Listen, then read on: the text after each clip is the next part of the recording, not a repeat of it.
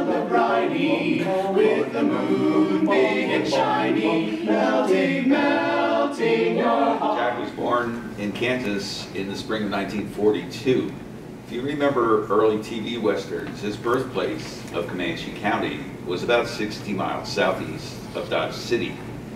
Jack's father, Lawrence, was a farmer on a portion of his father's land.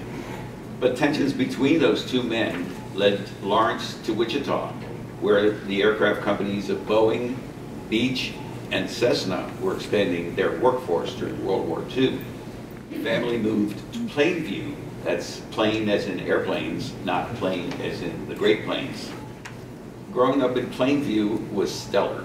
There were many kids to play with, places for sports, tended rural areas like the drainage ditch, perfect for games of kick the can and hide and go seek. On one occasion, he hid in the deep weeds, not woods, but weeds, of the ditch for more than 20 minutes.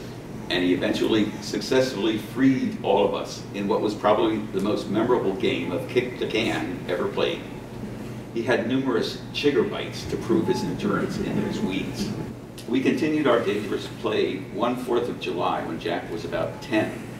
In those days, kids popped fireworks bought at the 5 and dime from dawn until you ran out. This 4th was typical Kansas, hot and sunny. Jack and I had enough firecrackers to do major structural damage to the Great Wall of China and an operative pump for lighting those firecrackers. Jack suggested we make a plan in our clubhouse, a converted coal bin. One had to enter or exit from the top, which was cool as it made it seem we were entering and exiting a foxhole. From inside, we heard some friends knock at our back door. As they passed the clubhouse to see if we might be down by the ditch, Jack had a bright idea to throw a lighted firecracker over the top. The boys wouldn't know where it came from, and it would scare the heck out of them. He pulled one firecracker from his string of firecrackers, lit it with his punk, and tossed it out. Blam! Ah, the sweet sound of success.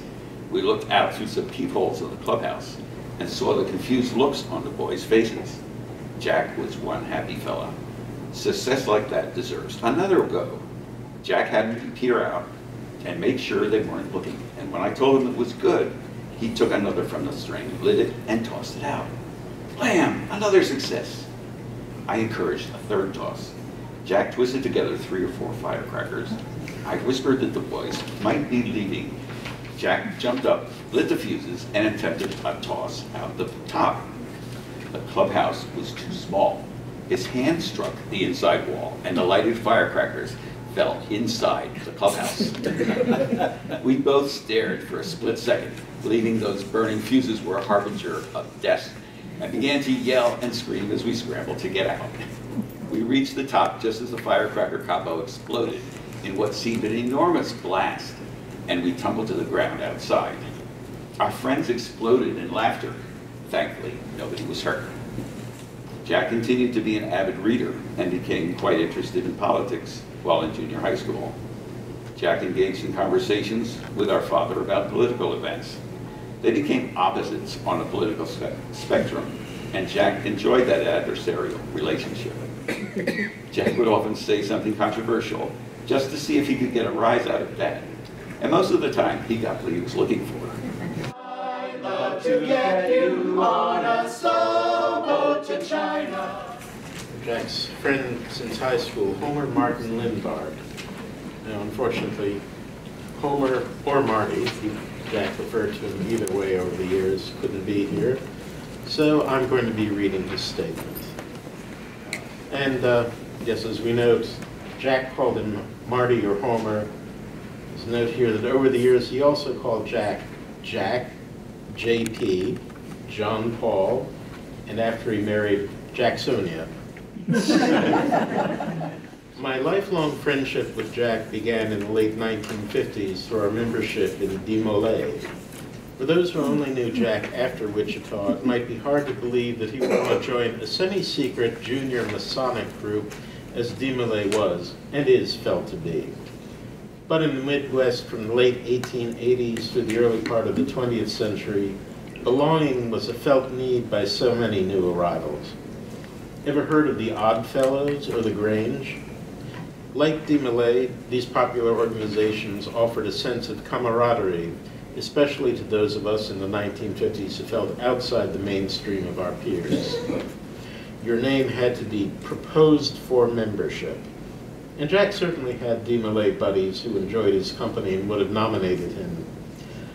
I would pick Jack up in my 1950 Oldsmobile 98 and would immediately bum a Kent with a micronite filter from him as we drove downtown on Thursday evenings to the Masonic Lodge. With Jack as a passenger, it was hard to stay on the road because he always had me laughing. Exchanging the secret handshake and password at the Masonic temple door with the DeMolay sentinel, or officer on duty, we would lounge around on the blue velvet covered benches until the meeting was opened with memorized formula dialogue. Every quarter, a formal dance was organized for members and their girlfriends, but I don't recall Jack taking part very often. Membership in our chapter did not include blacks or Roman Catholics. We were told the former were to join a parallel youth group of the racially open Knights of Pythias, and since Jack DeMolay was put to death by the Roman Catholic Inquisition, members of that faith, even in the 1950s, were not invited into membership. Our circle of friends, racially and otherwise, greatly expanded when we were both at Wichita University. Jack was a very active member of the NAACP chapter, where great friendships were formed with a black football player from Kansas City, Charles A. Chuck, later known as Saeed Spears. What was Jack's specialization at WU? He specialized in holding court in the Student Activities Center, a coffee shop, attracting the most interesting people on campus to his table. Holding his Kent cigarette in his right hand and with his right arm wrapped around the back of his head, a cloud of smoke rose above the table as his witticisms were proffered. Regulars at Jack's table were Stanley Vanderson and his brother Frank, then a senior and campus brain bound for greater things. Another regular was Dr. Lynn Wingate, a Spanish language specialist with an immense sense of humor.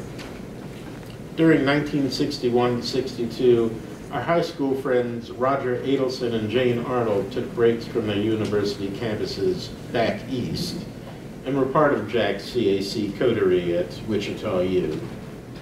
Roger was already the buzzing professorial type. Jack named him the pedantic Swede. Jane was also a regular at our second home, the Cedars, and soon became Jack's squeeze. The Cedar Lounge on East 13th Street was in fact where Jack was most likely to be found during his time in college. He was such a favorite of the barmaids that he must have gotten plenty of free beer in exchange for his shameless flirting and repartees. Coors at 3.2% alcohol was on tap for a 25-cent tall draw or $1.50 for a pitcher. It took barrels of the stuff to get buzzed, giving our bladders a real test. The one person who never went to the restroom despite all he would drink was one of our favorite Cedars table mates, Dr. Sven Hermansson. Born in Denmark, Sven taught economic history, smoked a pipe, and was a skinny guy in his 50s. He never ceased to chide us for our tiny bladders and always kept up with us drink for drink. The economics faculty at WU was a target for the local John Birch Society, whose influence ultimately led to the firing of several professors in 1963. I was senior class president that year, and Jack proposed we honor the fired professor with a plaque from the class reading, "Mighty are those who fall in the midst of battle." That act was, to me, the most important of my leadership activities, and Jack was the wordsmith behind it. The last call at the Cedar Lounge was just before midnight, but Jack and I would often then head out to the Red Lion at the Holiday Inn on East Kellogg. I had never known an 18-year-old who was able to acquire booze and walk with confidence into a private club where his personal bottle was stored. For the cost of the setup, we would keep on drinking, sometimes with Bill Strout, the leader of the dance band I played in. Our evenings would often end at an all-night diner where steak and eggs were, as I remember, $1.95. I remember one of these evenings on the way to the diner in October of 1962 when we heard on the car radio about the Cuban Missile Crisis. We were both more frightened than we had ever been in our lives. In the summer of 1965, I couch surfed with Jack and Sonia in New York City as I worked to find a job on a ship to return to Europe. Our paths crossed rarely after that, but his letters to me while I was in Belgium in graduate school and Ghana in the Peace Corps kept me in stitches, as well as informed about the world I left behind. I am glad Sonia has those letters now and can appreciate what my friendship with Jack will always mean. Keep you in my